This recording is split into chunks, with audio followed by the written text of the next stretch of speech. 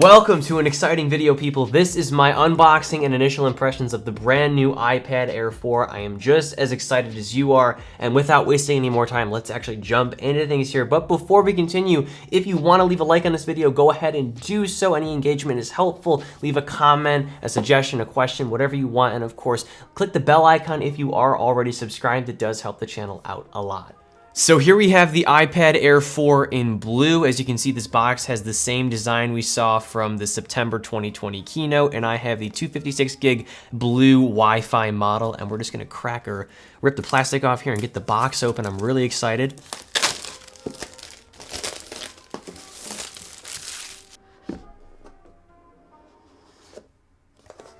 And here we have the Air 4.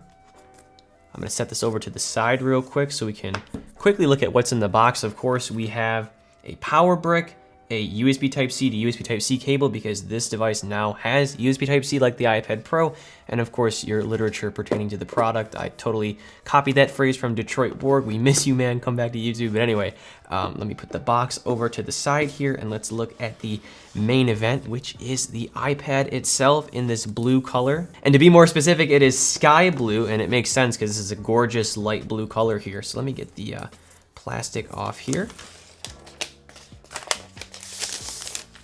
And here we have this device, and of course, automatically, you know what I'm thinking, we're all thinking the same thing. This is basically the iPad Pro minus a couple characteristics here. I'm not gonna do, like this is not a comparison video. I just have an iPad Pro off to the side, and we can just kind of compare what they look like aesthetically or whatever. Of course, the Air 2018 looks more similar, but as you can see here, there is no Wi-Fi antenna with this device. This definitely has a Pro 2018 camera. We have the smart connector over here as well, similar branding placement and similar logo placement. If you look over to the side here, same placement of the Apple Pencil connector and the volume rocker. So they basically took the iPad Pro design and applied it to the iPad Air. The display in here is a little bit different, and we will address this right now, actually. Let me just turn this on.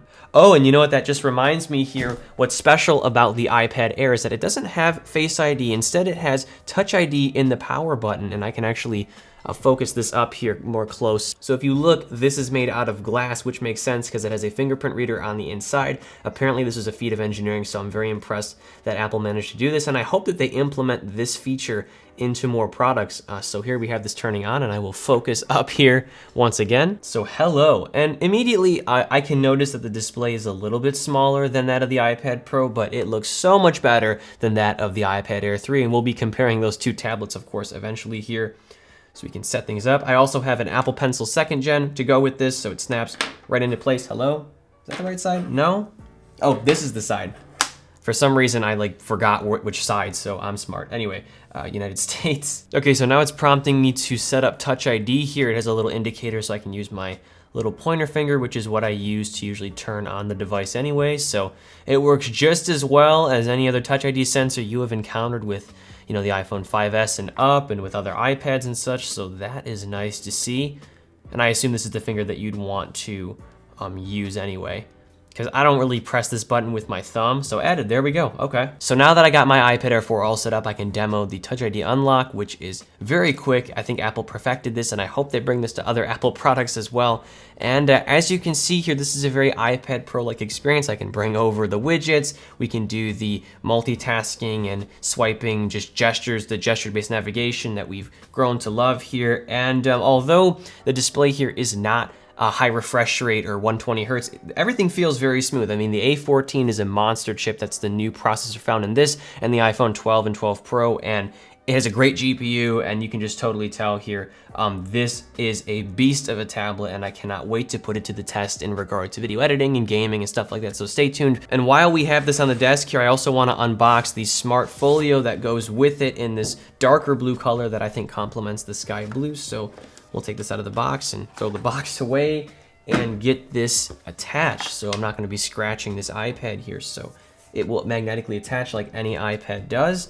And there we go. So now it's all protected. You get the added benefit of having the proppability. That's not the word, but that's what it is, right? You can prop your iPad up like this or like this. We've seen this since 2011 with the iPad 2. So you know, this is a great color or a great cover to get with your iPad. And as you can see, it goes well, contrasts well with the lighter blue color, I think. Another accessory that works with this tablet is the Magic Keyboard, the smaller form factor one that works with the 11-inch Pro as well. It attaches like so, and this just goes to show that the iPad Air 4 has the exact same form factor and smart connector placement as the Pro 11-inch, as I kind of inferred here. So now we can get to typing, and of course it feels very similar to that of an iPad Pro on a budget. Of course, you know, this goes for $599 or starts out at that, so $200 cheaper than the Pro 11-inch. And the fact that you can buy this cheaper and get a pretty similar experience, if not mostly similar, the fact that you can get this bundled in for a cheaper overall, you know, cost is nice if you really want the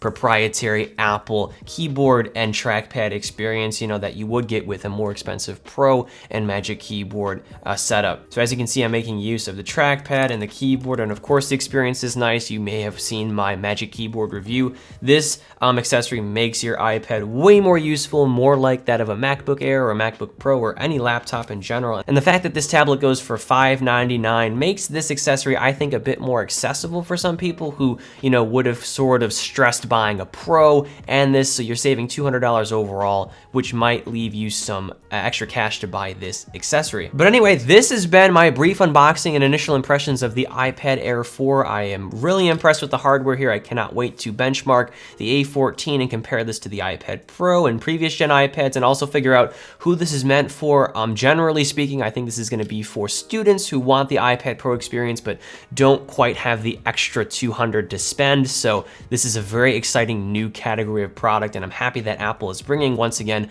many of the iPad Pro features down to a more affordable price point. And of course, expect my full review coming very soon. Actually, it might even be posted the same day as this video. And of course, I'll be doing a bunch of comparisons and other more specific topic-oriented videos. And that about wraps things up here. I hope this video was helpful. Stay tuned for my full review, which should be coming very soon, and other comparisons and, you know, single or focused topic videos pertaining to this tablet. I'd really appreciate it if you leave a like, comment, and of course subscribe for more content like this. And as always, I'm Noah, and I will catch you all in the next one.